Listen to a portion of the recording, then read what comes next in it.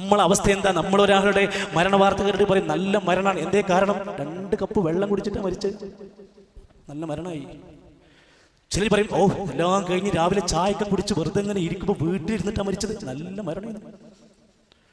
ചിലർ പറയും മക്കളൊക്കെ നോക്കി മക്കളൊക്കെ കണ്ട് ആശുപത്രിയിൽ വന്ന് എല്ലാവരും വന്ന് മക്കളൊക്കെ കണ്ട് വർത്താനം പറഞ്ഞിട്ടാണ് മരിച്ചത്. ഇതൊക്കെ കുഴപ്പമൊന്നുമില്ല, മരണമാണ്. ഇതുകൊണ്ട് ഒരാൾ നല്ല മരണമാണ് എന്ന് പറയാൻ ഇതൊന്നും ഒരു അടയാളമല്ല. മഹാന്മാരായ ഉലമാക്കന്മാർ ഇസ്ലാമിക ലോകത്തെ ചരിത്രം പഠിപ്പിച്ച ഒട്ടനേകം സംഭവങ്ങളിൽ നമുക്കത് കാണാൻ സാധിക്കുന്ന ധാരാളക്കണക്കിന് സംഭവങ്ങൾ ചേർത്ത് പിടിക്കാൻ കഴിയുന്നുണ്ട്.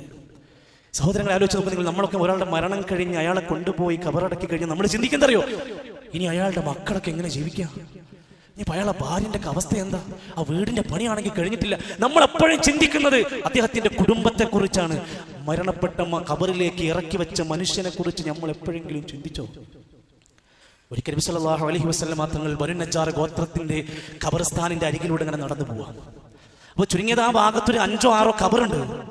അപ്പോൾ അവരോട് കൂടെയുള്ള അനുയായികളോട് ചോദിക്കണം, ഇവരെ പേരൊന്നും അറിയില്ല. നബി തങ്ങൾ ചോദിച്ചു, ഇതൊക്കെ ആരാന്ന് നിങ്ങൾക്കറിയോ? അപ്പോൾ ആ ഗോത്രത്തിലുണ്ടായിരുന്ന കുറച്ച് ആൾക്കാർ പറഞ്ഞു, ഞങ്ങൾക്കറിയാം നബിയെ. അപ്പോ നബി തങ്ങൾ തിരിച്ചു ചോദിച്ചു, ഇവരൊക്കെ എങ്ങനെയാ മരിച്ചത്? മരിക്കുമ്പോ എന്താ അവരുടെ അവസ്ഥ? ആ സമയത്ത് സഹാബത്ത് പറയാണ്, ശിർക്ക് ചെയ്തുകൊണ്ട് മരിച്ചവരാണ് നബിയെ. ശിർക്കിലായി അല്ലാഹുവല്ലാത്തവരെ ആരാധിച്ച് ജീവിച്ച് മരിച്ചവരാണ് നബിയെ. നബി പറയാണ്, അവർ അവരുടെ ഖബറിനകത്ത് ഇപ്പോഴും ശക്തമായ പരീക്ഷണങ്ങൾ അനുഭവിക്കുകയാണ്. ദുനിയാവിലുള്ളതൊക്കെ കഴിഞ്ഞു, ഇനി ഒരു പ്രശ്നം ഉണ്ടാവില്ല എന്നല്ല വിചാരിക്കേണ്ടത്.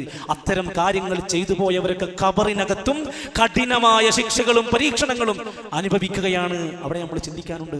മുനാഫിഖീങ്ങളുമായി ബന്ധപ്പെട്ട ചരിത്രം വിശദീകരിച്ചെടുത്ത് പറയുന്നുണ്ട്, സനുഅദ്ദിബുഹും മർറതൈൻ, അവർക്ക് നാം 2 ശിക്ഷകൾ ഒരുക്കി വെച്ചിരിക്കുന്നു എന്ന് പറയുന്നുണ്ട്.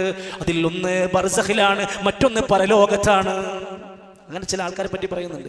ഇബ്നു അബ്ബാസ് റളിയല്ലാഹു അൻഹു പറയുകയാണ്, ഒരിക്കൽ നബി തങ്ങൾ 2 ഖബറിന്റെ അരികിലൂടെ നടന്നുപോയി. നമ്മൾ മരിച്ചു കിടക്കുന്ന ഖബറാളിയെ കുറിച്ച് ചിന്തിക്കണം. ഖബറിന്റെ അരികിലൂടെ നടന്നു പോയപ്പോൾ നബി തങ്ങൾ ഈ സ്വഹാബത്തിനോട് പറയാണ്, ഇന്നഹുമാ യുഅദ്ദിബാൻ, ഈ ഖബറിനകത്ത് കിടക്കുന്ന 2 പേര് ഇപ്പോൾ ശിക്ഷിക്കപ്പെട്ടുകൊണ്ടിരിക്കുകയാണ്. വമാ യുഅദ്ദിബാനി ഫീ കബീർ, ഇവർ വലിയ വലിയ തെറ്റൊന്നും ചെയ്തവരല്ല. ഇത് വലിയൊരു ഹറാം ചെയ്തു അതൊന്നുമല്ല, പക്ഷെ എന്നിട്ടും അവർ ഖബറിൽ അദാബ് അനുഭവിക്കുകയാണ്. അതിൽ ഒന്നാമത്തെ വ്യക്തി മലമൂത്ര വിസർജനത്തിൽ പാലിക്കേണ്ടുന്ന പ്രധാന മര്യാദകൾ പാലിക്കാറില്ലായിരുന്നു. മറ സ്വീകരിക്കൂല, പരസ്യമായി നിന്ന് മൂത്രമൊഴിക്കും. അവന്റെ ശരീരഭാഗം വേറെ ആൾക്കാർ കാണും. നേരെ ഓപ്പണായി കിബിലക്ക് നേരെ നിന്നുകൊണ്ട് മൂത്രമൊഴിക്കും. ഇങ്ങനെ മൂത്രത്തിന്റെ മലമൂത്ര വിസർജനത്തിന്റെ മര്യാദ പാലിക്കാത്തവൻ ഖബറിനകത്ത് അദാബില്ലായി അനുഭവിക്കുകയാണ്. രണ്ടാമത്തെ വ്യക്തി ഏഷണി കൊണ്ട് ദുനിയാവിൽ നടന്നവനാണ്. ജനങ്ങളെ പറ്റി ഇല്ലാത്തത് പ്രചരിപ്പിക്കുക, അത് ആളുകളിലേക്ക് ഫോർവേഡ് ചെയ്യുക.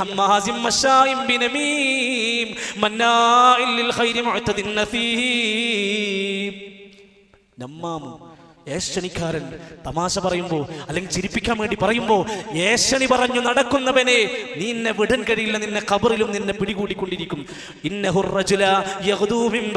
മറ്റൊരാളെ പറ്റി പറയാണ്, അവൻ കളവിന്റെ വക്താവാണ്.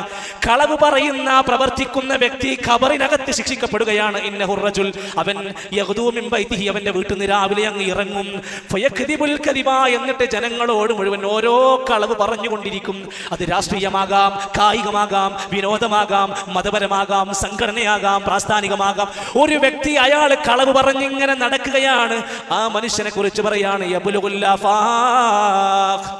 അയാൾ ഏതോ കുഗ്രാമത്തിന്റെ ഉള്ളിൽ നിങ്ങൾക്ക് പറഞ്ഞിട്ടുണ്ടാവുക, പക്ഷെ ലോകം മുഴുവൻ അത് എത്തിയിട്ടുണ്ടാകും. ഒന്ന് വിരലമർത്തി പിടിച്ചാൽ, ഒന്ന് കൈയമർത്തിയാൽ ആയിരക്കണക്കിന് ആളുകളിലേക്ക് നല്ലത് പ്രചരിപ്പിക്കാനും ചീത്ത പ്രചരിപ്പിക്കാനും പറ്റുന്ന കാലത്താണ് നമ്മൾ ജീവിക്കുന്നത്. ഒരു മനുഷ്യൻ കളവ് പറഞ്ഞ് ലോകം മുഴുവൻ പ്രചരിപ്പിക്കുന്ന പോലെ വ്യാപക കളവിന്റെ വക്താവാണെങ്കിൽ ഖബറിൽ അയാൾ ശിക്ഷിക്കപ്പെടുന്നു. അടുത്തൊരാൾ ഫറജുലുൻ, അയാൾ അല്ലമഹുല്ലാഹുൽ ഖുർആൻ, നല്ല ഖുർആൻ പഠിച്ച ഒരാളാണ്. ഫനാമാൻഹു ബില്ലൈൽ, അങ്ങനെ രാത്രി അയാൾ കിടന്നുറങ്ങും. വലം യഅമൽ ബിഹിൻ നഹാർ, പഠിച്ചതൊന്നും അയാൾ പ്രവർത്തിക്കാൻ സന്നദ്ധരല്ല. ഖുർആൻ എത്രയോ വിവരം നമുക്ക് തരുന്നു. എല്ലാ നാടുകളിലും ആയിരക്കണക്കിന് സെന്ററുകളിൽ ഖുർആൻ ഹദീസ് ലേണിംഗ് സ്കൂൾ എന്ന പഠന സംവിധാനമുണ്ട്. സുഹൃത്തുക്കളെ, ഈ നാട്ടുകാർക്കും സന്തോഷിക്കാൻ അവസരമുണ്ട്. ഖുർആൻ പഠിക്കാൻ, അർത്ഥം പഠിക്കാൻ, തജ്വീദ് പഠിക്കാൻ വ്യവസ്ഥാപിതമായ ഒരു പഠന സംവിധാനം ശനിയാഴ്ചകൾ ഇവിടെ നടന്നുകൊണ്ടിരിക്കുന്നുണ്ട്. കേരളം ഒട്ടുക്കും അതിന്റെ പരീക്ഷ വരാനിരിക്കുകയാണ്. ജനങ്ങൾ ദീനിയായ വിഷയത്തിൽ മികച്ചു നിൽക്കാൻ വേണ്ടി, നിലവാരം പരിശോധിക്കാൻ വേണ്ടിയാണ് 12-ാം തീയതി പരീക്ഷ നടക്കുമ്പോൾ എല്ലാവരും രജിസ്റ്റർ ചെയ്യുക. ക്ലാസ്സിന് വന്നവരും വരാത്തവരുമൊക്കെ ഒരു പരീക്ഷ എഴുതി എന്റെ മതപരമായ അറിവ് എത്രയുണ്ട്, എനിക്ക് പഠിക്കാൻ എന്ത് തടസ്സമാണുള്ളത്? അള്ളാന്റെ ഖബറിനകത്ത് ഒരാൾ ശിക്ഷിക്കപ്പെടുന്നത് ഖുർആനിനോടുള്ള അവഗണനയാണെങ്കിൽ നമ്മൾ ആലോചിച്ചോ. റസൂൽ സല്ലല്ലാഹു അലൈഹി വസല്ലം തങ്ങൾ വിശദീകരിച്ചു, വയനാമു അനിസ്വലാത്തിൽ മക്തൂബ. മറ്റൊരാൾ, അവന്റെ പ്രത്യേകത, അവൻ ഫർളു നമസ്കാരത്തിന്റെ സമയത്ത് കിടന്നുറങ്ങാണ്. ഈ പ്രശ്നം അനുഭവിക്കുന്നത് 2 സമയത്താണ്. ഒന്നുകിൽ സുബഹിന്റെ സമയത്ത്, അല്ലെങ്കിൽ അസറിന്റെ സമയത്ത്. ഈ 2 നമസ്കാരങ്ങളെ ശ്രദ്ധിച്ചോ. പുതപ്പിനുള്ളിലാകുന്ന നിസ്കാരമാണ്. ആ നമസ്കാര സമയത്ത് ഉറക്കത്തിലായി നമ്മൾ കടന്നു പോകുന്നുവെങ്കിൽ ഖബറിനകത്ത് അയാൾ ശിക്ഷിക്കപ്പെടുന്നു. അടുത്തത് ആക്കിലർ റിബ, പലിശ തിന്ന് ജീവിക്കുന്നവനെ പരലോകത്ത് നരകത്തിലേക്ക് എത്താൻ നീ കാത്തിരിക്കണ്ട. നിന്റെ ഖബർ മുതൽ നിന്നെ അദാബ് വേട്ടയാടിക്കൊണ്ടിരിക്കും. വ്യഭിചാരത്തിന്റെ എന്തെങ്കിലും അംശം കയ്യിലുണ്ടോ? വ്യഭിചാരത്തിന്റെ ഏതെങ്കിലും സാധനങ്ങൾ നമ്മുടെ കണ്ണിലോ നമ്മുടെ ജീവിതത്തിലോ ഹൃദയത്തിലോ കൊണ്ട് നടക്കുന്നുണ്ടോ? നീ പരലോകത്തെത്താൻ കാത്തുക്കണ്ട. മരിച്ചത് മുതൽ നീ അനുഭവിക്കേണ്ടി വരും. ഹദീസിൽ പറഞ്ഞൊരു ചെറിയ സംഭവം കൂടെ കാണാൻ സാധിക്കും. കടമുണ്ടായിട്ട് വീട്ടാൻ മടി കാണിക്കുന്നവർ ഖബർ മുതൽ അദാബ് അനുഭവിക്കും. കടം മേടിച്ചു കൂട്ടും, തിരിച്ചു കൊടുക്കാനുള്ള ഒരു മനസ്സുണ്ടാവില്ല. തിരിച്ചു ചോദിക്കുന്നതോ അവന് ദേഷ്യമാണ്. സല്ലല്ലാഹു അലൈഹി വസല്ലമയുടെ കാലഘട്ടത്തിൽ സഅദ് ഇബ്നുൽ അത്വൽ റളിയല്ലാഹു അൻഹുവിന്റെ സഹോദരൻ മരണപ്പെട്ടു. സഹോദരൻ മരിച്ചപ്പോൾ ചെറിയ കടബാധ്യത വന്നു. നബി തങ്ങൾ ആ വിഷയം ചോദ്യം ചെയ്തപ്പോൾ പറഞ്ഞു, എൻ്റെ സഹോദരനാണ് നബിയെ, അദ്ദേഹത്തിന് ചില കടങ്ങളൊക്കെയുണ്ട് എന്ന് പറഞ്ഞപ്പോൾ, ഇന്നഹാക മഹ്ബൂസും ബിദൈനിഹി, നിന്റെ സഹോദരന് കിട്ടേണ്ടുന്ന ഒരു വലിയ സുഖാനുഗ്രഹങ്ങൾ അല്ലാഹു തആല പിടിച്ചു വെച്ചിരിക്കുകയാണ് ഖബറിൽ. സ്വർഗത്തിന്റെ പരിമളം കിട്ടേണ്ടുന്ന വ്യക്തിക്ക് നീ വീട്ടാത്ത കടത്തിന്റെ പേരിലാണ് ഫദ്ഹബ്, നീ വേഗം പോകണം. ഫഖ്ദി അൻഹു, അദ്ദേഹത്തിന്റെ കടം വേഗം വീട്ടാൻ നോക്കണം. നമ്മുടെ നാട്ടിൽ ഒരാൾ മരിച്ചു എന്ന് പറഞ്ഞാൽ 3 എങ്ങനെ കഴിക്കണം, 40 ആരൊക്കെ വിളിക്കണം, ഏത് പോത്തിനെ നമ്മൾ ബുക്ക് ചെയ്യണം എന്ന് ആലോചിക്കുമ്പോൾ ഒരു മയ്യത്തിന് ഹജ്ജ് കടമുണ്ടോ, അത് വീട്ടണം. ആരും ചർച്ച ചെയ്യൂല. മയ്യത്തിന് സാമ്പത്തിക ഇടപാടിൽ എന്തെങ്കിലും ഉണ്ടോ, വേഗത്തിൽ അത് വീട്ടിക്കൊടുക്കണം. അദ്ദേഹത്തിന്റെ ഖബറിൽ പിടിക്കപ്പെടുകയാണ് എന്ന് റസൂലുള്ളാഹി സ്വല്ലല്ലാഹു അലൈഹി വസല്ലം പറഞ്ഞു. അതുകൊണ്ട് നമുക്കൊരു നല്ല മരണം കിട്ടണം. നമ്മൾ മരിച്ചാൽ നമ്മുടെ ഖബറിൽ ഒരു തണൽ കിട്ടണം.